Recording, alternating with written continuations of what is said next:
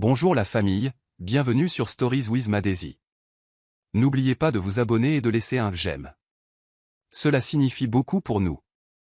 Partagez également cette vidéo avec vos amis et vos proches, et activez les notifications pour ne manquer aucune de nos futures histoires. Merci d'avance. Installez-vous confortablement et détendez-vous, nous plongeons dans le récit. Il n'y avait que de la tension. Le regard d'Alan oscillait entre son verre d'eau et le visage de Sharon, évitant soigneusement de croiser ses yeux. Puis, sans ciller, il fouilla dans sa veste et posa la bague de fiançailles sur la table. « Je pense que nous nous sommes éloignés », commença-t-il, d'une voix monocorde et visiblement répétée. Sharon fixa la bague, incapable de saisir le poids de ses mots. « Éloignés » répéta-t-elle, la voix tremblante. « Tu veux dire, après 3 ans à planifier un avenir ?» Alan se recula sur sa chaise. « Sharon, tu joues toujours. Petit. J'ai besoin de quelqu'un qui puisse égaler mon ambition. Quelqu'un comme... » Il marqua une pause. Cette pause fut comme un clou enfoncé dans sa poitrine. « Geneviève, finit-elle pour lui. Il ne n'y a pas. » Les larmes brouillèrent la vue de Sharon, mais elle les chassa d'un battement de cils, refusant de les laisser couler, pas devant lui. « Tu disais autrefois que j'étais le calme au cœur de ta tempête, » murmura-t-elle. « Maintenant, tu veux le tonnerre ?»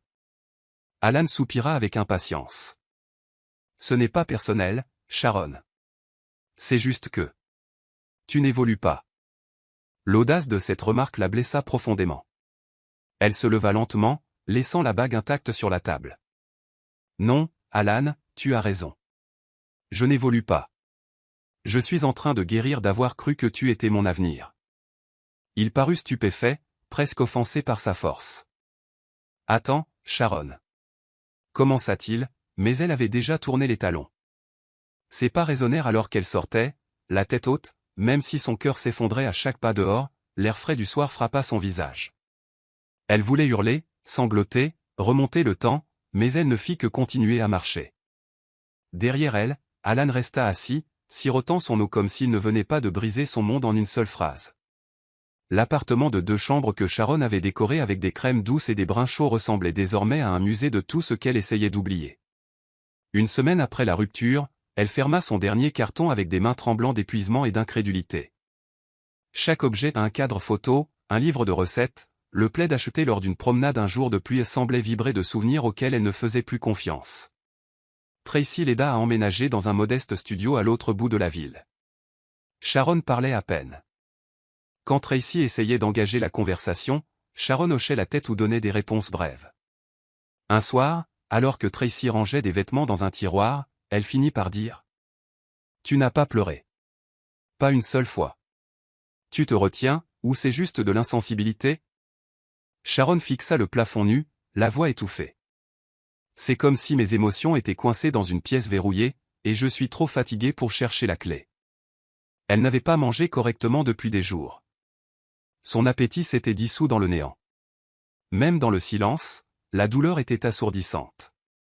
La nuit, quand le quartier se calmait et que seule la circulation lointaine emplissait l'air, Sharon s'allongeait sur le matelas étroit, serrant sa couverture comme un rempart. Parfois, ses doigts effleuraient inconsciemment son annulaire nu, et elle reculait, dégoûtée d'elle-même d'avoir encore ce réflexe. Tracy lui apportait des repas chauds, restait avec elle pendant des heures et laissait des post-it dans la pièce. « Tu es toujours de l'or. Tu as perdu un homme, pas ta valeur. » Sharon les lisait, mais ne disait rien. Une fois, en se brossant les cheveux devant le miroir, elle fixa trop longtemps son propre reflet. « Il m'a laissé comme si j'étais invisible », murmura-t-elle pour elle-même. Ce n'était pas la colère qui la submergeait. C'était la confusion. Qu'est-ce qui m'a rendu si dispensable ? Sa voix se brisa sur la question.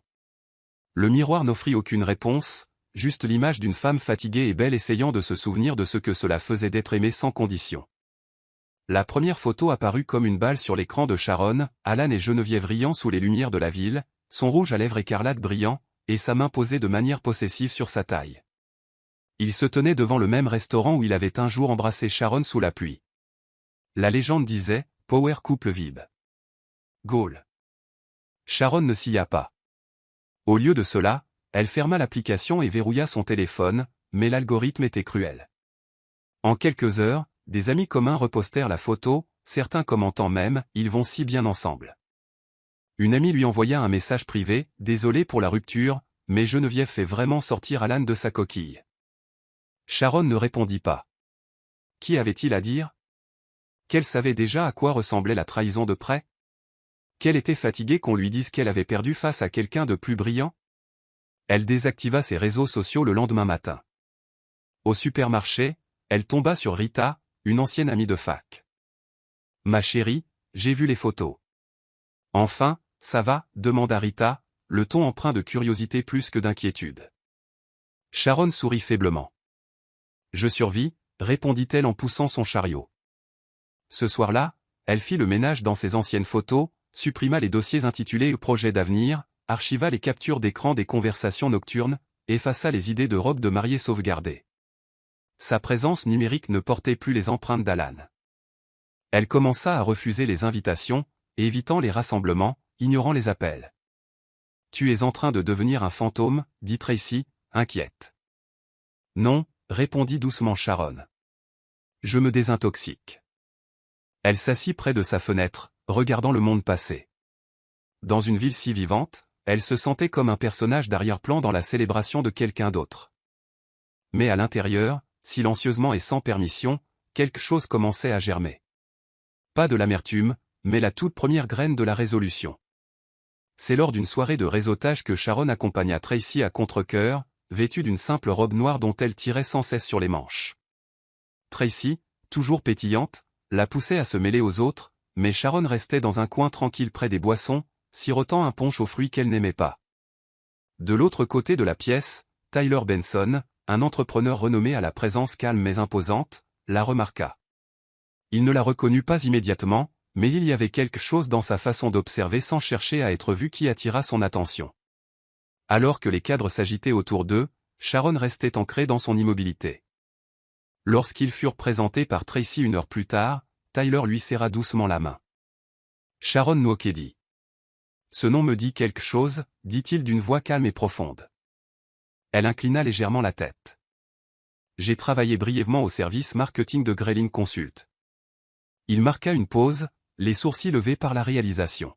« Alan Dick était dans mon équipe avant de partir » dit Tyler doucement, plus pour lui-même que pour elle. Sharon fit un sourire crispé, ne manquant pas l'ironie. « Le monde est petit » répondit-elle. Tyler n'insista pas, sentant sa distance. Mais même après qu'elle se fût éloignée, il surprit son regard à suivre sa grâce subtile, son évitement des foules, la lourdeur qu'elle portait avec élégance. Plus tard dans la soirée, il mentionna à Tracy. « Ta cousine a une force tranquille, le genre qu'on ne remarque pas jusqu'à ce qu'elle nous serve d'encre. » Tracy sourit d'un air entendu. « Elle a traversé l'enfer cette année, dit-elle, mais elle réapprend à marcher, même si c'est avec des pieds endoloris. » Tyler hocha la tête, observant Sharon de l'autre côté de la pièce. Quelque chose dans son silence résonnait plus fort que les discours au micro. Et pour la première fois depuis des semaines, Sharon surprit quelqu'un en train de la remarquer, non pas par jugement ou pitié, mais avec un intérêt qui ne demandait rien en retour. L'email arriva un jeudi après-midi pluvieux, le genre où le tonnerre gronde comme des disputes lointaines. Sharon venait de se préparer une tasse de thé lorsque l'objet du message clignota sur son écran, concernant le renouvellement de votre contrat. Ses mains planèrent au-dessus du clavier un instant avant de cliquer. Le message était bref et bureaucratique. Son poste à court terme ne serait pas prolongé, citant une réallocation budgétaire et une restructuration d'équipe. Aucune mention de sa ponctualité, de ses nuits tardives ou des éloges qu'elle avait reçus de son superviseur direct. Juste comme ça, une autre porte se fermait. Elle se renversa en arrière, clignant des yeux pour chasser la pression derrière ses paupières. Tracy passa plus tard dans la soirée et la trouva fixant l'écran de son ordinateur portable, son teint intouché et froid. « Tu n'aimais même pas ce travail » lui rappela doucement Tracy. Sharon hocha lentement la tête. « Mais j'aimais être nécessaire. J'aimais être quelque chose. » Sa voix se brisa sur le dernier mot. Incapable de rester dans l'impuissance, Sharon commença à proposer des séances de tutorat en ligne et dans de petits centres locaux. Son diplôme en anglais et son amour pour la structure donnaient à ses leçons une autorité calme que les parents appréciaient. La rémunération était modeste, mais cela remplissait ses journées et occupait ses pensées. Après les cours, elle rentrait chez elle sous le soleil déclinant, parfois trop fatiguée pour cuisiner, parfois trop fatiguée pour s'en soucier. Pourtant, la question de chaque enfant, chaque petit percé dans une leçon lui rappelait qu'elle avait encore de la valeur, même si le monde ne l'applaudissait pas. Un soir, alors qu'un élève lui tendait un dessin, Tracy s'appuya contre le mur du balcon et dit : « Ce n'est peut-être pas glamour, mais c'est honnête. » « Et tu es doué pour ça, » répondit Sharon. « Peut-être qu'être vu n'est pas toujours le but. Peut-être qu'être utile est suffisant pour le moment. » Le flyer était audacieux et brillant, comme s'il avait été imprimé sur l'ego d'Alan. Célébrons de nouveaux sommets, Alan Dick, associé principal chez Urban Core. Sharon le trouva plié dans un journal communautaire laissé à la réception de son centre de tutorat. Elle le fixa longuement, non pas parce que cela faisait mal, mais parce que cela lui rappelait à quel point certaines personnes criaient fort pour essayer de faire taire leurs propres doutes. L'événement vantait un lieu haut de gamme, une liste d'invités prestigieux et une vague promesse d'inspiration et d'innovation. Elle reposa le flyer comme s'il était brûlant. L'un des autres tuteurs leva un sourcil. « Tu le connais ?» L'expression de Sharon ne vacilla pas. « J'ai connu une version de lui, » répondit-elle, avant de glisser doucement le flyer dans la corbeille de recyclage. Ce soir-là, Tracy remarqua Sharon assise sur le sol de leur appartement, feuilletant un vieux carnet. À l'intérieur se trouvaient des ébauches de plans d'affaires et d'idées de projets qu'elle avait autrefois partagés avec Alan, des idées qu'il avait qualifiées de trop douces pour les vrais marchés. Maintenant, ils se tenaient sur des scènes construites avec les échos de leur ambition partagée.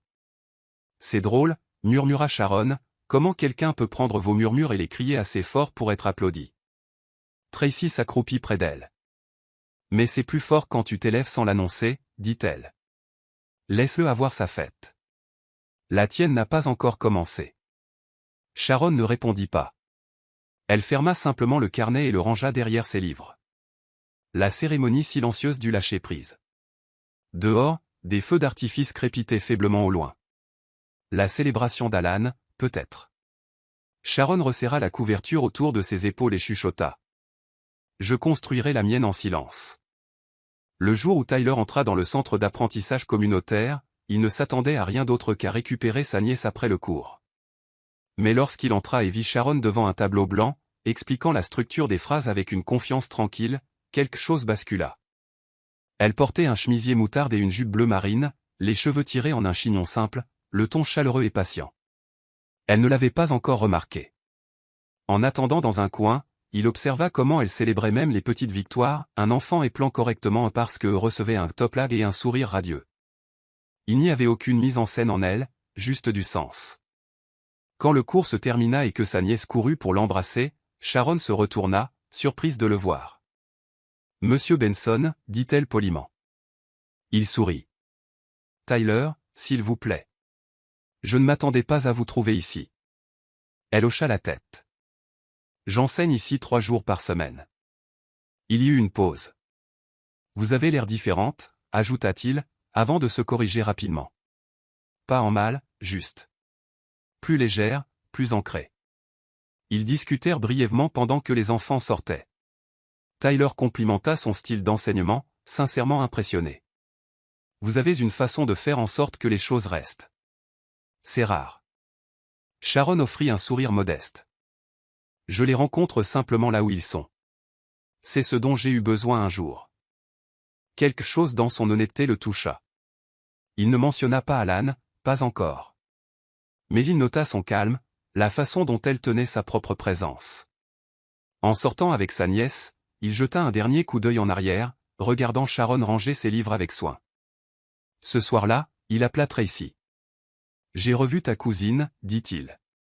Tracy rit d'un air entendu. « Ne tombez pas trop vite, monsieur Tyler. » Il gloussa. « Je ne tombe pas, je remarque juste. » Dans le calme de son appartement, Sharon fixa son journal et écrivit une ligne, « Les bonnes personnes vous remarquent quand vous n'essayez pas d'être vu. » Le centre commercial bourdonnait d'acheteurs d'avant les fêtes et Sharon venait de sortir d'une librairie, en équilibre avec une pile de cahiers de grammaire et de livres d'occasion. Elle ne vit pas Geneviève au début. Elle se concentrait pour ne rien laisser tomber, mais la voix trancha l'air comme du verre brisé. « Waouh, toujours en train de trimballer des livres d'occasion. Sharon leva les yeux pour trouver Geneviève debout près d'un kiosque de maquillage, portant une robe en velours ajustée et des talons assez pointus pour percer l'orgueil. Elle était avec deux amis qui gloussaient derrière leurs mains manucurées. « Je pensais que tu serais dans un bureau d'angle à l'heure qu'il est », continua Geneviève, ses yeux balayant les baskets usées et le sac fourre-tout simple de Sharon. Pas à faire du babysitting pour des bambins dans un centre d'apprentissage. Sharon ne s'y pas. Elle ajusta les livres dans ses bras et dit simplement. J'apprends aux enfants à trouver leur voie, une compétence que certains adultes n'apprennent jamais. Geneviève cligna des yeux, la répartie plus tranchante que prévu, mais son ego ne la laissa pas battre en retraite. Toujours aussi vertueuse, ricana Geneviève en s'approchant. Dis-moi, Alan t'a quitté parce que tu es ennuyeuse ou parce que tu es fauchée? Quelques acheteurs se retournèrent, sentant la tension. Le cœur de Sharon battait la chamade, mais elle refusa de s'engager plus avant. Passe une bonne journée, Geneviève, dit-elle doucement en se tournant pour partir. Derrière elle, Geneviève cria. Tu devrais venir à l'un des événements d'Alan. Ça pourrait t'inspirer à viser plus haut que le tutorat. Sharon ne s'arrêta pas, non pas parce que les mots ne blessaient pas, mais parce que lui donner une réaction était exactement ce que Geneviève voulait. Dehors, elle s'appuya contre un pilier et expira profondément. Un agent de sécurité qui avait entendu s'approcha doucement et dit. Certaines personnes portent des marques de luxe pour cacher le fait qu'elles sont vides à l'intérieur. Sharon fit un sourire fatigué. Elle n'est pas la première à confondre le bruit avec la valeur. Et sur ce, elle serra ses livres plus fort et s'éloigna, blessée mais intacte. Le texto arriva tard dans la soirée, juste au moment où Sharon rédigeait le planning de tutorat de la semaine suivante. C'était de Tracy. Tyler veut te parler, un truc sur un projet pour lequel il pense que tu serais parfaite. Sharon hésita avant de répondre. Est-ce une recommandation par pitié? Tracy répondit immédiatement, non, c'est du respect. Tu as gagné son attention, Char. Des heures plus tard, Sharon reçut un email directement de Tyler. L'objet, rôle de développement stratégique, j'ai pensé à vous. Le message était court, mais intentionnel. Tyler expliquait qu'il assemblait une petite équipe de conseil pour restructurer les outils d'accès à l'éducation pour les enfants des zones défavorisées. C'est rémunéré, à temps partiel et possible à distance, mais plus important encore, c'est significatif, écrivit-il. J'ai vu comment vous impliquiez ces élèves. Ce n'est pas quelque chose qu'on peut feindre. On en parle? Sharon fixa l'écran, le cœur partagé. Elle n'avait pas l'habitude d'être vue pour son esprit, pas sans prétention ni attachement. Pas depuis avant Alan. Le lendemain après-midi, ils se rencontrèrent dans un café non loin du centre d'apprentissage. Tyler portait une chemise légère en lin, décontractée mais professionnelle. Sharon arriva dans un chemisier bleu doux et un jean, ses cheveux lâchés pour la première fois depuis des semaines. Vous n'étiez pas obligé de me rencontrer ici, dit-elle en s'asseyant. J'aurais pu répondre par email. Tyler sourit. Certaines conversations méritent une table, pas un fil de discussion. Il présenta le projet, la voix posée et passionnée. Sharon posa des questions précises, impressionnée par l'envergure. Quand il eut fini, elle prit une profonde inspiration. Je ne sais pas si je suis ce dont vous avez besoin, dit-elle honnêtement. Je suis silencieuse ces derniers temps. Tyler secoua doucement la tête. Parfois, les meilleurs penseurs sont silencieux. Vous avez vécu ce que nous essayons de réparer. Ça compte. Il n'y avait aucune pitié dans son ton, seulement du respect. Après une pause, Sharon hocha la tête. D'accord, essayons. Et juste comme ça, une nouvelle porte s'entr'ouvrit, pas bruyamment, mais sûrement. Le bureau que Tyler utilisait pour l'intégration de l'équipe était niché dans une bibliothèque reconvertie au haut plafond et au coin tranquille, ce que Sharon appréciait. Lors de sa troisième visite, alors qu'elle examinait des documents de fonds pour une campagne proposée, ses yeux se posèrent sur un dossier étiqueté Urban Core, audit fournisseur 3 ans. Elle se figea. C'était l'entreprise d'Alan. La curiosité lutta avec la retenue. Finalement, elle cliqua. C'était une analyse des performances, soulignant les forces, les risques et le roulement interne. Vers le bas d'un document se trouvait une note. Partenariat initial avec Monsieur Alan Dick résilié en raison d'écarts de performance et de violation de protocole. Sharon cligna des yeux. Elle le relut. Tyler avait été le patron d'Alan, pas un manager, pas un père, son patron et la résiliation n'avaient pas été un départ pacifique. Elle avait été basée sur un conflit. Son estomac se noie. Elle ne dit rien au début. Au lieu de cela, elle termina ses tâches et laissa le fichier ouvert quelques minutes de plus. Ce soir-là, elle aborda le sujet lors d'un appel de retour sur le projet avec Tyler. Juste pour clarifier, le Alan Dick d'Urban Core. Est-ce le même qui a travaillé sous vos ordres? Il y eut un bref silence. Puis Tyler gloussa doucement. Malheureusement, oui. Vous l'avez rencontré? Sharon hocha la tête une fois, même s'il ne pouvait pas la voir. C'était mon fiancé. La ligne resta silencieuse un instant trop long. Cela explique certaines choses, dit finalement Tyler, la voix prudente. Je ne me suis pas séparé de lui en très bons termes. L'ambition sans éthique est dangereuse. J'ai appris cela à la dure, répondit calmement Sharon. Tyler n'insista pas. Il dit simplement. Vous n'êtes en rien comme lui. Cette nuit-là, Sharon écrivit à nouveau dans son journal, l'homme que je pensais au-dessus de moi répondait à l'homme qui me respecte maintenant. Et pour la première fois depuis des mois, elle ne se sentit pas comme celle qui avait perdu. En quelques semaines seulement sur le projet de conseil, la présence de Sharon commença à susciter des hochements de tête approbateurs de la part de l'équipe de Tyler. Ses idées n'étaient pas tapas à accent grave-l'œil, mais elles allaient au cœur des problèmes, claires, déterminées et toujours étayées par un raisonnement réfléchi. Un après-midi, lors d'une session stratégique, un jeune analyste suggéra un déploiement massif basé sur les données pour une initiative éducative à venir. Alors que d'autres acquiesçaient, Sharon leva doucement la main. Nous ne pouvons pas continuer à confondre volume et impact, dit-elle. Un millier de clics ne signifie pas qu'un seul enfant a appris quelque chose. La pièce devint silencieuse. Tyler, qui écoutait sur le côté, se pencha en avant. C'est exactement le genre de perspective qui nous manquait, dit-il. L'équipe prit note. Et pour la première fois depuis longtemps, Sharon ne se ratatinait pas pour éviter l'attention. Elle se tenait fermement dans sa vérité, sans excuse. Ce soir-là, Tyler la rattrapa alors qu'elle rangeait ses affaires. Vous avez un instinct affûté, lui dit-il. Vous ne forcez pas pour être entendu, mais quand vous parlez, les gens écoutent. Sharon sourit, touchée, mais s'adaptant encore à ce sentiment inconnu d'être valorisée sans condition. J'ai passé beaucoup de temps à me convaincre que j'étais remplaçable, répondit-elle. Il s'avère que cette croyance ne survit pas dans la bonne pièce. Tyler hocha lentement la tête. Exactement. Parfois, ce n'est pas votre voix qui est brisée. C'est la pièce qui était trop bruyante pour l'entendre. Plus tard dans la nuit, en rentrant chez elle sous les lampadaires, Sharon se repassa cette phrase dans son esprit. La validation ne guérissait pas seulement sa confiance. Elle démêlait son identité de tout le bruit qu'Alan avait laissé derrière lui. Et à chaque pas en avant, elle commençait à réaliser qu'elle ne reconstruisait pas à partir de zéro. Elle se souvenait simplement de qui elle était avant les dégâts. Le téléphone d'Alan vibra avec un rejet sec d'un autre investisseur potentiel. Sa mâchoire se crispa en lisant la dernière ligne, « Nous avons choisi de nous aligner avec des partenaires plus directement affiliés à Benson Equity Project. » Il jura entre ses dents. C'était le 3e ce mois-ci. Claquant l'ordinateur portable, il jeta un coup d'œil à travers son bureau, maintenant encombré de courriers non ouverts et de boissons énergisantes. Geneviève entra en fredonnant, faisant défiler son téléphone. « Tu as l'air tendu, dit-elle platement. Encore une affaire qui a capoté ? » Il ne répondit pas. Elle continua de faire défiler. « Tu sais, peut-être que si tu n'avais pas brûlé les ponts, les gens de Tyler ne te fermeraient pas la porte. » Alan lui lança un regard noir.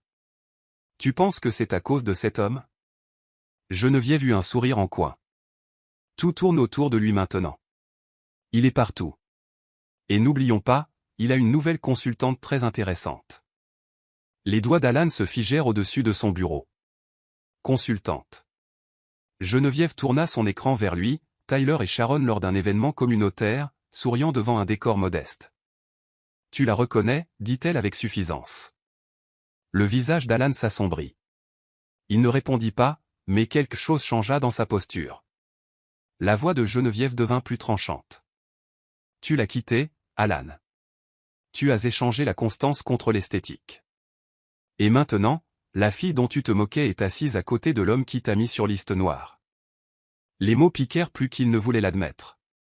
Cette nuit-là, seul dans son appartement, Alan chercha à nouveau le nom de Sharon, non pas pour tourner la page, mais par besoin croissant de comprendre comment elle avait glissé entre ses doigts pour atterrir si solidement sur ses pieds.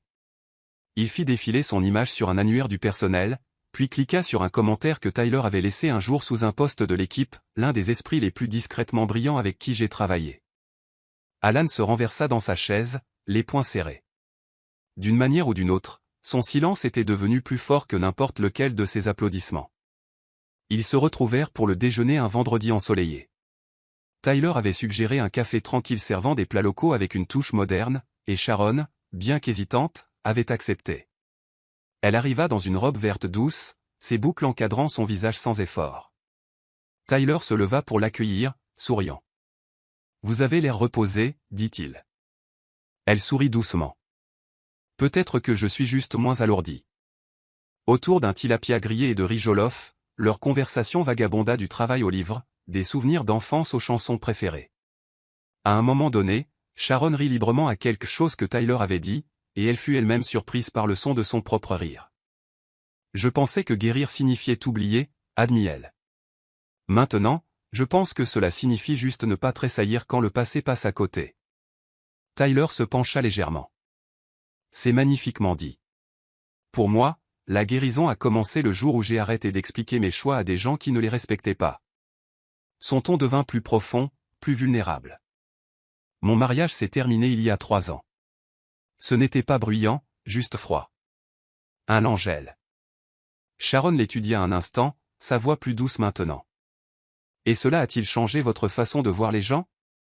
Il hocha la tête. « Cela a changé ma façon de voir le silence. Avant, je l'évitais. Maintenant, je l'écoute. » Il y eut une longue pause entre eux, non pas gênante, mais respectueuse. Alors que le serveur débarrassait leurs assiettes, Tyler demanda. « Pensez-vous que les gens peuvent retrouver quelque chose de vrai après la chute ?» Sharon leva les yeux vers lui, le regard stable. « Je pense que certaines chutes ne sont que des détours. Si vous y survivez, la bonne personne ne demandera pas pourquoi vous êtes tombé. Elle demandera où vous voulez aller maintenant. » Aucun d'eux ne prononça les mots, mais ils sentirent tous deux le changement. Quelque chose de vrai avait doucement commencé. Dans un café urbain animé aux grandes baies vitrées et au fond sonore de jazz doux, Tyler et Sharon trouvèrent une table tranquille nichée dans un coin. Dehors, le rythme de la ville battait son plein, mais à l'intérieur, l'espace était un cocon délicat de conversation et de regards partagés. « Je pense que chaque jour apporte une nouvelle chance de réécrire notre histoire, » confia Sharon, ses yeux rencontrant ceux de Tyler avec un mélange de vulnérabilité et d'espoir. De l'autre côté de la salle, inaperçu au début par le couple absorbé dans son propre monde, une paire d'yeux se plissa d'irritation. Geneviève avait choisi cette même heure pour rencontrer un contact professionnel, mais le destin la força à passer près de la table même où Sharon et Tyler étaient assis dans une intimité confortable. La vue du rire doux de Sharon et du sourire chaleureux de Tyler alluma une étincelle de jalousie chez Geneviève qui grandit à chaque coup d'œil volé. Se remuant sur son siège, elle marmonna à son compagnon. « Regarde comment ils illuminent la pièce comme si rien ne comptait. Ce n'est pas juste qu'il embrasse quelqu'un qui n'est pas comme moi. » Sa voix tremblait entre l'indignation et l'envie, tandis que son ami essayait d'apaiser ses frustrations d'un rire dédaigneux. L'esprit de Geneviève bouillonnait de souvenirs de vantardises passées et d'humiliation alors qu'elle luttait pour masquer son trouble intérieur derrière une façade à la mode. Pourquoi un homme qui m'idolâtrait autrefois tournerait-il maintenant son attention vers une étrangère silencieuse, demanda-t-elle, le ton aiguisé par l'émotion brute. Son compagnon, tout aussi méfiant, répondit. Peut-être que le charme de la nouveauté n'est pas aussi prévisible que l'ancien. Il faut parfois accepter le changement. Pourtant, les yeux de Geneviève restaient fixés sur le duo, ses pensées tourbillonnant de comparaison et de ressentiment. Chaque petit rire partagé, chaque contact subtil qu'ils échangeaient servait de rappel que son monde soigneusement construit commençait à s'effriter, la laissant avec un sentiment aigu d'insécurité qu'aucune nouvelle tendance ou fausse confiance ne pouvait déguiser. Sentant son pouce accélérer, elle saisit son téléphone et tenta d'appeler Alan, s'attendant à un rappel rapide de qui détenait autrefois son cœur. L'appel resta sans réponse, ajoutant une couche amère de rejet à sa jalousie frémissante. « Je pensais être irremplaçable, » chuchota TL, tapant sur l'écran une seconde fois, chaque sonnerie amplifiant la piqûre du silence. Son contact professionnel se pencha, murmurant doucement. « Peut-être est-ce plus une question d'orgueil que de perte. Geneviève fit la moue, incapable de lâcher l'idée qu'elle avait été abandonnée non seulement par Alan, mais par sa propre influence. Alors que la conversation dérivait vers des détails de travail banal, elle continua de jeter des coups d'œil vers la fenêtre, où l'intimité entre Tyler et Sharon se déroulait comme une révélation silencieuse mais accablante. Dans l'ambiance fraîche du crépuscule, Sharon se préparait pour un gala d'entreprise exclusif organisé par l'organisation de Tyler. Sa loge était baignée d'une lumière douce. Aujourd'hui n'était pas une soirée ordinaire, c'était une célébration de la transformation. Avec les conseils d'un styliste de confiance, Sharon choisit une robe fourreau bleu nuit qui murmurait l'élégance par son scintillement subtil et sa coupe gracieuse. Alors que le tissu drapé autour d'elle, il symbolisait non seulement le raffinement vestimentaire, mais aussi la métamorphose d'une femme qui s'était redéfinie au-delà du chagrin et de la perte. Vous avez un éclat intérieur qu'aucun passé sombre ne peut ternir, l'assura son styliste. Le reflet de Sharon dans le miroir révélait des yeux pétillants d'une détermination nouvelle, un contraste frappant avec le regard triste de ses années passées. L'invitation, délicatement gaufrée et portant son nom, était devenue un emblème de son ascension. Ce soir, tu n'es pas cette femme. Tu es celle qui s'est sortie elle-même de l'ombre, murmura-t-elle doucement, presque comme un mantra. À son arrivée au gala, la transformation fut immédiate. Le lieu opulent respirait une sophistication discrète. Alors que Sharon franchissait la grande entrée, des murmures d'admiration suivaient chacun de ses pas. Collègues, leaders de l'industrie et même certains des anciens associés d'Alan tournèrent leur attention vers elle. Au bar, un gentleman bien habillé porta un toast. Au nouveau départ, à la résilience et à la beauté de la réinvention, déclara-t-il. Pendant ce temps, caché dans un coin plus calme, Tyler l'observait de loin, les yeux adoucis par une admiration sincère. Ils échangèrent des sourires subtils, communiquant des volumes sans un seul mot prononcé. Plus tard, sur la terrasse, Sharon confia à un père. Chaque point de cette robe ressemble à un pas loin de mon passé. Toute la soirée, remplie de regards doux et de conversations sincères, laissa Sharon non pas simplement comme une invitée, mais comme un emblème rayonnant de triomphe personnel.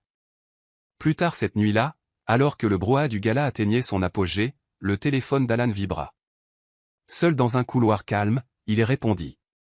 C'était Marcus, un ancien partenaire. Alan, c'est Marcus. J'entends des choses sur Urban Core. Peut-être est-il temps de parler? La conversation passa du professionnel au personnel. Tu te croyais invincible, observa Marcus sèchement. Maintenant, tu es isolé. Même Geneviève voit les fissures. Alan, le souffle lourd de conséquences, murmura.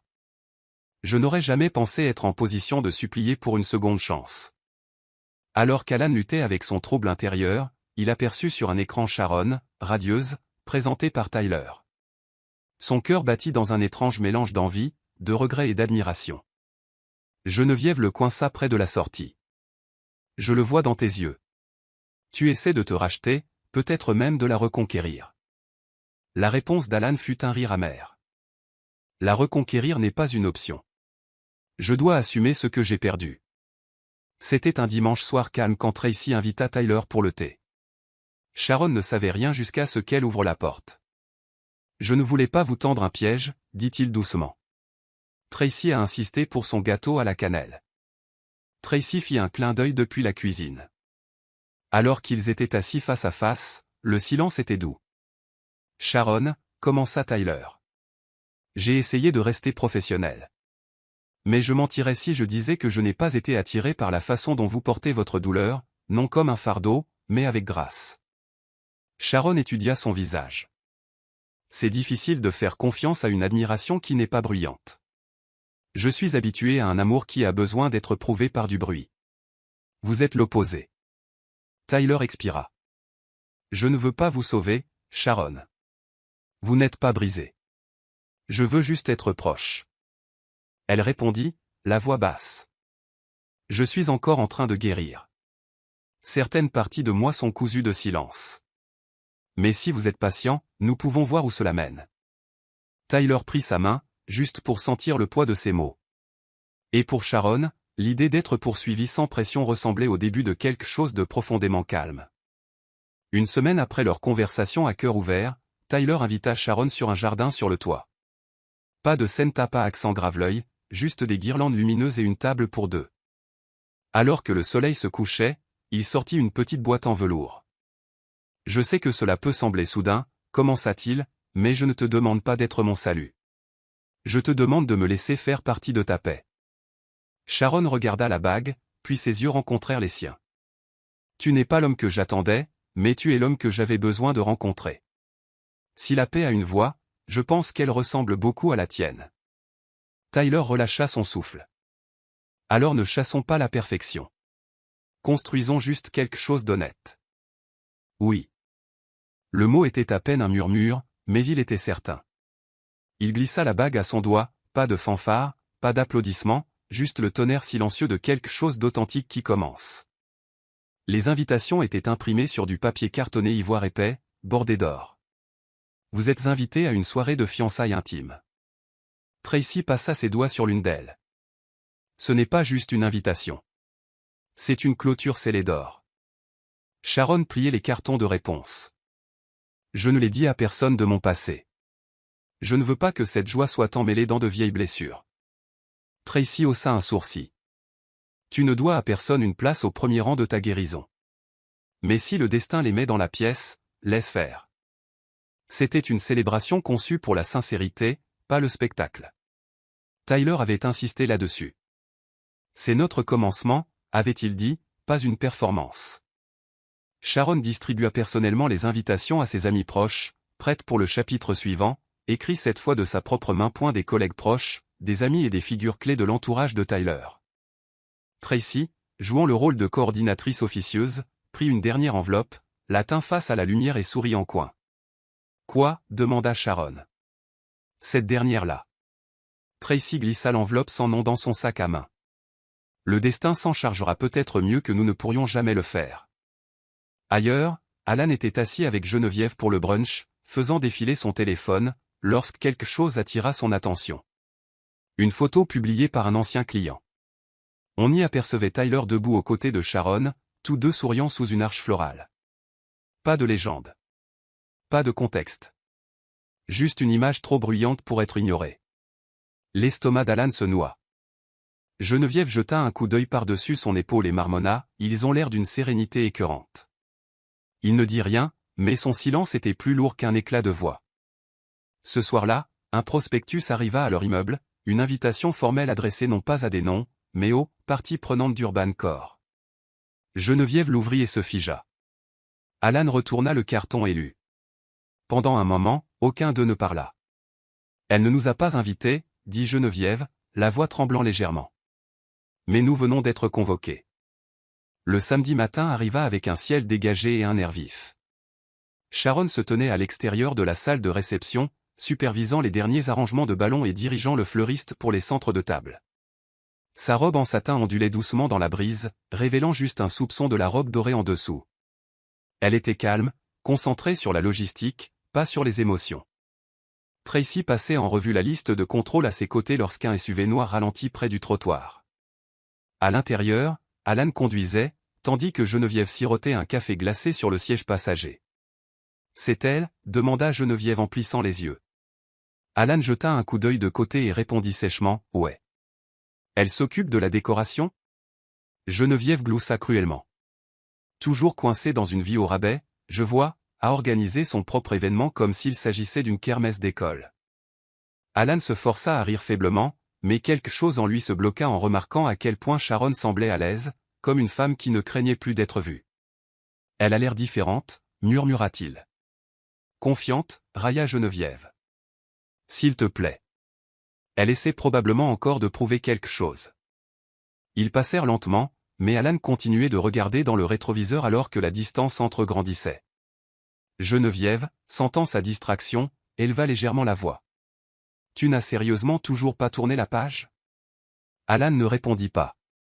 Ses doigts serrèrent le volant plus fort. Quelque chose remuait dans sa poitrine. Pas tout à fait de la jalousie, pas tout à fait de la culpabilité, mais un mélange amer des deux. Tu disais qu'elle était trop banale, dit Geneviève d'un ton tranchant. Ne commence pas à romancer sa métamorphose maintenant. Mais même en disant cela, sa propre expression s'était assombrie. De toute façon, nous avons ce gala de networking ce soir. De plus gros poissons, souviens-toi, ajouta-t-elle. Alan hocha la tête distraitement. Bien sûr. Ce qu'aucun d'eux ne savait, c'est que le gala où il se rendait était en fait l'événement même dont il venait de se moquer. La signalétique finale était en train d'être montée derrière les grilles, soirée de fiançailles privée. Tyler et Sharon. À l'intérieur de l'enceinte, Sharon prit un porte-bloc, ignorant que les personnes même qui s'étaient autrefois moquées d'elle allaient bientôt entrer dans sa lumière sans réaliser qu'ils étaient la chute de l'histoire qu'elle avait cessé de raconter. Le soleil déclinait alors que les premiers invités commençaient à arriver, leur voiture de luxe s'alignant dans la rue calme près de la salle de réception nichée à l'abri des regards. L'extérieur, doucement éclairé par des lanternes aux tons ambrés et de subtiles guirlandes florales, exsudait une sophistication sans flamboyance. À l'intérieur, un quatuor à cordes jouait de douces mélodies sous un dais de lumière suspendu. Sharon, désormais vêtue de sa robe dorée ajustée avec de subtiles perles, se tenait près de l'entrée, accueillant les invités avec Tyler à ses côtés. Chaque détail donne l'impression d'être chez soi, chuchota Sharon à son oreille. Il sourit. Parce que tu l'as conçu avec la paix à l'esprit.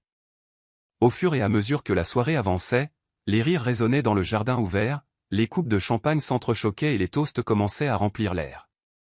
Pendant ce temps, la voiture d'Alan et Geneviève s'arrêta sur le parking arrière du lieu, supposant qu'ils assistaient à un événement de réseautage formel recommandé par une connaissance commune.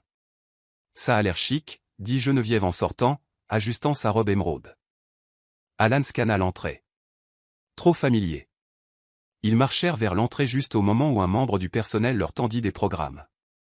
Alan ouvrit le sien et se figea. Son souffle se coupa. Célébration de fiançailles, Tyler Benson et Sharon Nwokiti. Le papier tremblait dans sa main. C'est quoi ce bordel? Geneviève lui arracha le programme, les yeux écarquillés. Tu plaisantes, j'espère, claqua-t-elle. Alan fixa la photo de Tyler et Sharon sur le rabat intérieur, radieux, serein, indéniablement amoureux. Ce n'était pas une erreur, dit-il doucement. Nous n'étions jamais censés ne faire que passer. Alors qu'ils entraient dans la salle, tous les visages familiers qu'ils n'avaient pas vus depuis des mois commencèrent à se tourner. Quelques-uns reconnurent Alan immédiatement, des murmures passèrent de table en table. Geneviève essaya de tirer le bras d'Alan, chuchotant « On devrait partir ». Mais il secoua la tête. Ses yeux étaient rivés sur l'estrade où Sharon se tenait aux côtés de Tyler, éclairée d'en haut comme si elle avait toujours appartenu à ce genre de lumière. À ce moment-là, Alan réalisa qu'il n'était pas simplement entré dans une célébration. Il venait de pénétrer dans leur décompte. Et Sharon, élégante, posée, intouchée par les années de ridicule qu'ils lui avaient infligées, n'était plus la femme qu'ils avaient sous-estimée. Elle était la leçon qu'ils étaient sur le point d'apprendre. Alan restait figé sous les lustres étincelants. Chaque nerf de son corps était tendu alors que l'air autour de lui se raréfiait. Geneviève agrippait son bras, ses ongles s'enfonçant légèrement dans sa peau alors que ses yeux scrutaient la salle. On aurait dû faire demi-tour dès qu'on a vu la bannière, chuchota-t-elle, mais Alan ne répondit pas. Au lieu de cela, son regard balaya la pièce, les roses blanches emblématiques, les accents dorés, l'élégance minimaliste. Il se souvint que Sharon avait un jour esquissé des idées pour un événement de rêve. Elle avait imaginé des lumières qui faisaient ressembler la nuit à un souvenir chaleureux.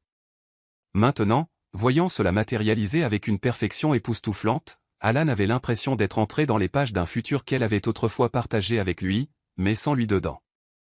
Un serveur passa en offrant du vin, et Alan prit distraitement un verre, plus pour calmer sa main que pour boire. « Ce n'est pas juste un événement, murmura-t-il. C'est un message. » Les murmures autour d'eux s'amplifièrent à mesure que d'autres invités remarquaient leur arrivée. Les gens jetaient des coups d'œil, chuchotaient, puis se retournaient vers la scène où Sharon se tenait, entièrement inconsciente que son passé venait d'entrer sans invitation ou peut-être pas sans invitation, juste sans importance. La poitrine d'Alan se serra quand il vit Tracy se déplacer dans la foule, riant doucement avec un couple âgé, sa posture protectrice comme toujours. Elle le remarqua, marqua une pause infime, puis se détourna avec une indifférence naturelle. « Nous sommes des fantômes ici, dit Geneviève sèchement. Regarde-les. Ils se fichent même de notre présence. » Les yeux d'Alan se posèrent sur Sharon, rayonnante dans une robe qui épousait sa grâce plutôt que de réclamer l'attention. Elle riait, un rire spontané et joyeux, alors que Tyler se penchait, lui chuchotant quelque chose qui la fit hocher la tête. « Elle est différente, admit Alan doucement. Elle est devenue quelqu'un que je ne reconnais même plus. » Geneviève le regarda, offensée. « Ne me dis pas que tu es réellement ému. » Alan ne répondit pas. Il était trop occupé à compter toutes les choses qu'il avait sous-estimées, à commencer par la femme qu'il pensait autrefois voir l'attendre pour toujours. La voix du maître de cérémonie résonna dans les haut-parleurs avec une chaleur qui enveloppa la salle. Veuillez vous lever pour accueillir le couple qui nous rappelle que la grâce après la douleur est la plus puissante des histoires d'amour, Monsieur Tyler Benson et Madame Sharon Nwokiti. La salle éclata en applaudissements alors que Sharon et Tyler descendaient l'escalier incurvé main dans la main. La robe de Sharon chatoyait à chaque pas, le tissu doux coulant comme de l'or liquide. Tyler, dans un smoking noir classique avec une pochette crème, marchait à ses côtés avec une assurance calme qui amplifiait sa présence plutôt que de l'éclipser. Arrivé à la dernière marche, Tyler s'arrêta et déposa doucement un baiser sur le dos de sa main. Le moment n'était pas théâtral, il était intime, authentique. Les gens applaudirent, certains se levèrent même. Et au fond de la salle, Alan restait figé, le bruit des applaudissements s'écrasant comme des vagues contre un mur qu'il ne pouvait plus escalader. La mâchoire de Geneviève était si serrée qu'elle commençait à lui faire mal. C'est calculé, siffla-t-elle dans un souffle. Elle l'exhibe comme un trophée. Alan ne répondit pas. Ses yeux restaient fixés sur le couple. Quand Sharon souriait, ce n'était pas pour les caméras, c'était pour Tyler. Et quelque chose dans cette réalisation frappa Alan plus fort qu'il ne s'y était préparé. Non seulement elle avait tourné la page, mais elle avait dépassé tout ce qu'il représentait autrefois. A-t-elle seulement hésité, demanda-t-il à voix haute, plus pour lui-même que pour Geneviève. Elle se tourna vers lui avec un mépris à peine dissimulé. Tu l'as quitté, souviens-toi de ça. Un silence tomba sur la salle alors que Tyler levait un micro. Ce soir, nous ne célébrons pas seulement l'amour, commença-t-il. Nous célébrons la reconstruction. Le genre de reconstruction qui ne vient pas du fait de sauver quelqu'un, mais de se tenir à ses côtés pendant qu'il se sauve lui-même. La foule applaudit à nouveau, mais Alan ne l'entendit pas. Tout ce qu'il entendait, c'était l'écho de ses propres choix, s'écrasant maintenant contre un avenir auquel il n'appartenait plus.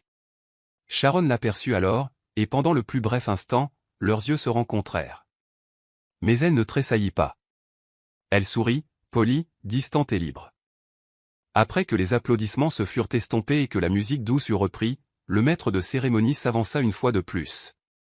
Maintenant, j'ai l'honneur de présenter un homme dont le brio en affaires n'a d'égal que son humilité et son amour, Tyler Benson.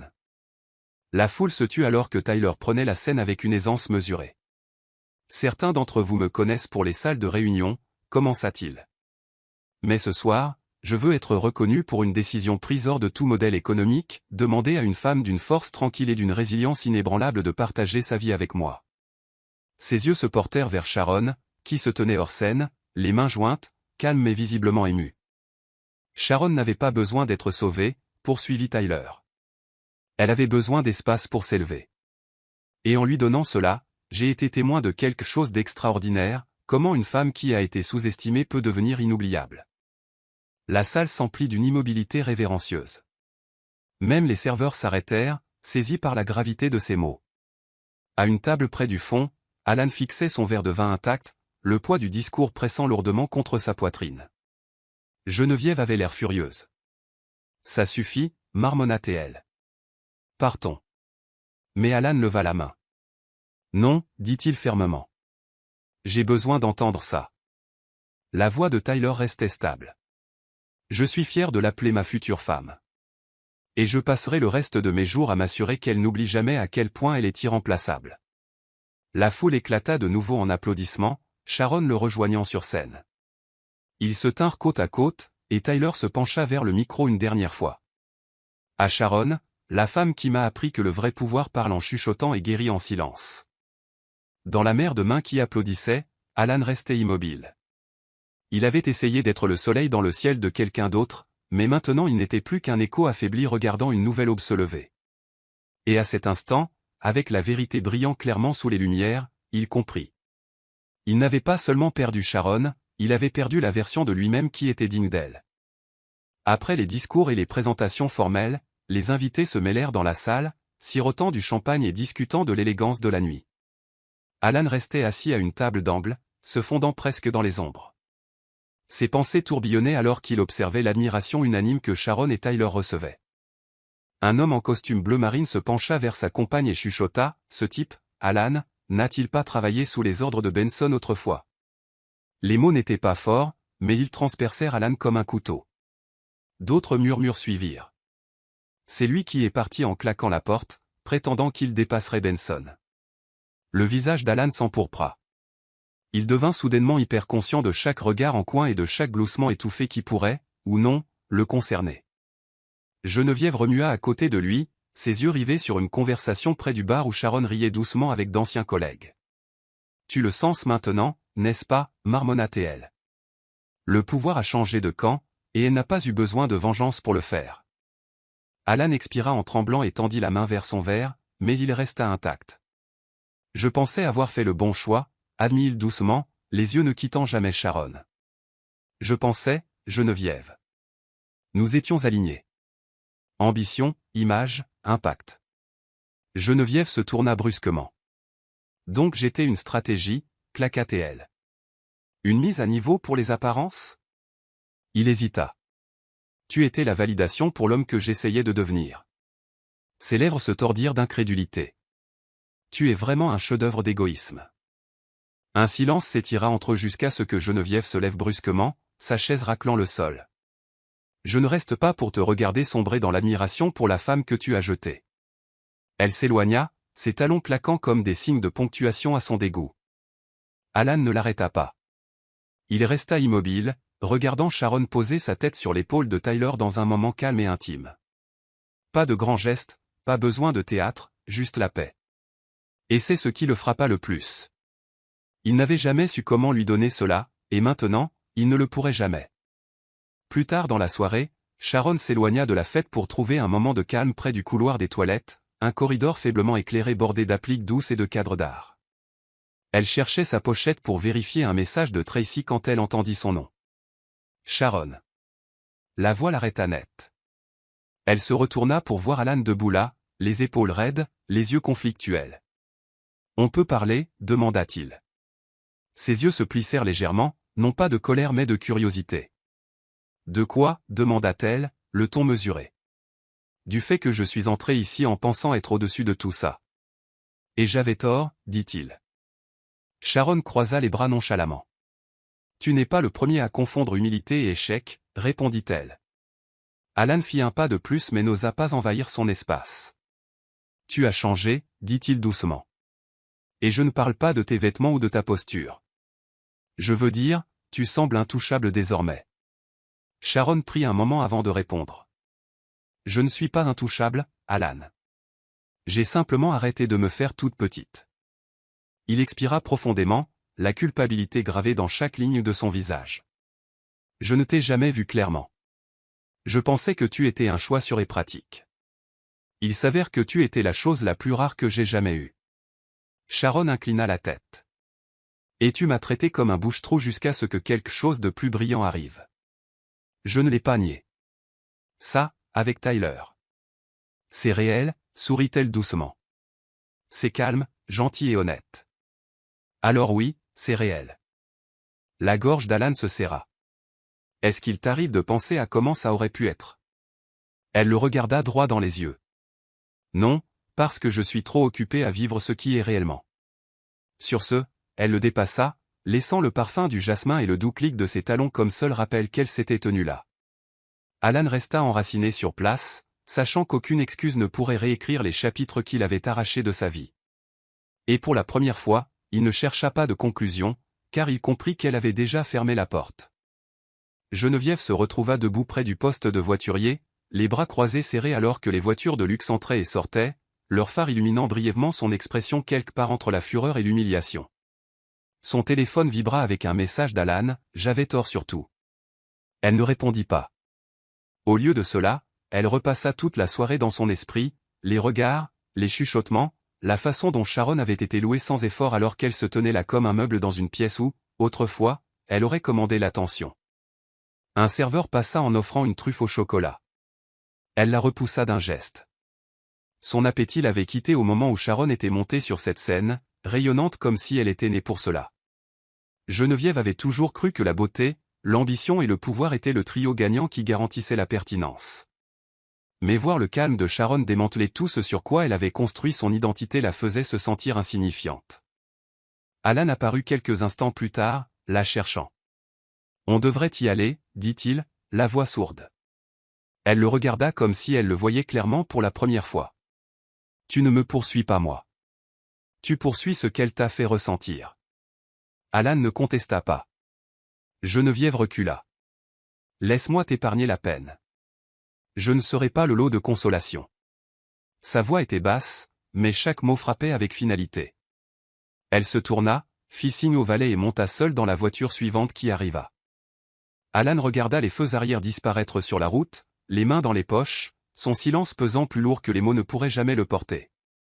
De retour à l'intérieur, la fête continuait, intouchée par le drame qui se déroulait dehors. Sharon riait à quelque chose que Tyler lui chuchotait à l'oreille, inconsciente de la dernière tempête qui passait derrière elle. Geneviève, malgré tout son bruit et sa fierté, avait finalement fait ce que Sharon n'avait jamais eu besoin de demander. Elle était partie, non par défaite, mais parce que l'espace ne pouvait plus contenir sa supériorité mal placée. Et dans ce départ silencieux, le triangle s'effondra, laissant Sharon et Tyler debout dans un amour pour lequel aucun d'eux n'avait plus à se battre. La soirée avait commencé à ralentir. Une musique douce jouait maintenant en fond, plus ambiante que festive. Les invités commençaient à prendre congé, serrant Sharon dans leurs bras, serrant la main de Tyler, offrant des bénédictions sincères alors qu'ils se dirigeaient vers la sortie. Sharon trouva un moment de solitude sur le balcon du jardin, un endroit enveloppé de guirlandes lumineuses dorées et du parfum de la lavande provenant des pots voisins. Elle regarda la ligne d'horizon de la ville, sa bague de fiançailles captant le reflet du clair de lune. Sa poitrine se soulevait et s'abaissait avec des respirations profondes et régulières, non pas d'épuisement, mais de libération. Tyler la rejoignit quelques instants plus tard, lui tendant un verre d'eau. « Tout le monde part avec quelque chose de beau dans le cœur ce soir, dit-il. » Elle sourit, reposant son dos contre la rambarde. « Et je n'ai pas eu besoin de faire du bruit pour que ça arrive. » Il se pencha plus près. « Non, tu avais juste besoin d'être toi. » Ils se tinrent là, épaule contre épaule, le bourdonnement de la circulation lointaine en contrebas et les rires s'échappant de l'intérieur. Sharon parla doucement. « Je pensais que lorsque la guérison viendrait, cela ressemblerait à une victoire, à des confettis, à des applaudissements. Mais ceci. Cette paix, ce calme, semble plus fort que n'importe quelle foule ne l'a jamais été. » Tyler se tourna complètement vers elle. « Parce que ce n'est pas une victoire sur eux, dit-il. C'est une victoire sur les parties de toi-même qui se contentaient de peu autrefois. » Elle tourna la tête, les yeux humides mais clairs. « Je pensais que la conclusion viendrait d'une excuse, mais je n'en ai eu aucune et pourtant, je vais bien. » Tyler embrassa doucement son front. « C'est parce que tu n'avais pas besoin de leur remords. Tu avais besoin de ta propre permission pour avancer. » Sharon ferma les yeux et laissa le moment l'envelopper comme un manteau chaud par une nuit froide. Aucune amertume ne persistait. Aucun ressentiment ne siégeait dans sa poitrine, juste l'immobilité, juste la vérité. Et dans ce calme rare, elle ressentit ce qu'elle avait longtemps poursuivi, non pas la validation, non pas la vengeance, mais la liberté. Alors que des feux d'artifice illuminaient le ciel au loin, certains provenant d'un autre événement à proximité, d'autres arrangés par des invités comme surprise finale, Sharon se tenait au bord de la pelouse avec Tracy et Tyler, tous trois regardant vers le haut. Tracy la poussa doucement du coude. « Tu as réussi », dit-elle avec une fierté épaisse dans la voix. « Pas juste ce soir, mais à travers tout ça. » Sharon se tourna vers sa cousine, les yeux brillants. « Il n'a jamais été question de prendre sa revanche, » dit-elle doucement. « Il s'agissait d'aller mieux. Je ne savais pas que ça ressemblerait à ça. » Tracy sourit et passa son bras autour d'elle. « Ça a l'air parfait d'où je me tiens. » À l'intérieur de la salle, le personnel commençait à ranger. Un programme oublié portant la photo de Sharon gisait sur une table vide, voletant légèrement alors qu'une brise balayait les portes ouvertes. Personne ne le ramassa, mais d'une certaine manière, il semblait poétique qu'une histoire autrefois si publiquement réduite au silence résonne maintenant à travers une pièce, même après le départ des gens. Alan était sorti discrètement, bien avant que la dernière étincelle n'explose dans le ciel. Geneviève n'était pas revenue. La nuit avait fait sa déclaration, et personne n'avait besoin de le dire deux fois. Sharon ne demanda pas où ils étaient allés. Elle n'en avait pas besoin. Son attention n'était plus derrière elle. Tyler prit sa main et la conduisit au centre du jardin, où quelques invités restaient à danser pieds nus sur l'herbe. Il chuchota, « Puis-je avoir cette danse, ta première d'une longue série dans la paix ?» Elle hocha la tête, pieds nus maintenant elle aussi, ses talons oubliés depuis longtemps. Alors qu'il la tirait doucement dans ses bras, Sharon ne ressentit rien d'autre que de la gratitude pour la femme qu'elle était devenue. La femme qui avait autrefois remis en question sa valeur dansait maintenant sous les étoiles, aimée, choisie, et enfin, entière et sans excuse. Il n'y eut pas de dernier mot prononcé, pas besoin d'un autre rebondissement ou d'un soupir, juste la musique, juste la brise, et une femme qui n'avait plus besoin de regarder en arrière parce que tout ce qui se trouvait devant elle ressemblait enfin à la maison. Voici le verset biblique, Ésaïe 60 verset 15, « Au lieu que tu étais délaissé et haï, et que personne ne te parcourait, je ferai de toi un ornement éternel, un sujet de joie pour toutes les générations. » Morale de l'histoire, le véritable pouvoir réside dans la guérison, pas dans les représailles. Les gens qui se moquent de vous aujourd'hui pourraient sans le savoir entrer dans votre témoignage demain. Laissez la grâce, et non l'amertume, être votre réponse. C'est la fin de l'histoire. Qu'avez-vous appris de cette histoire? Laissez vos pensées dans la section commentaires. Laissez un j'aime et n'oubliez pas de vous abonner et d'activer la cloche de notification pour être averti dès que nous sortons nos prochaines vidéos. Aussi, partagez cette vidéo avec quelqu'un qui pourrait être intéressé. Merci beaucoup.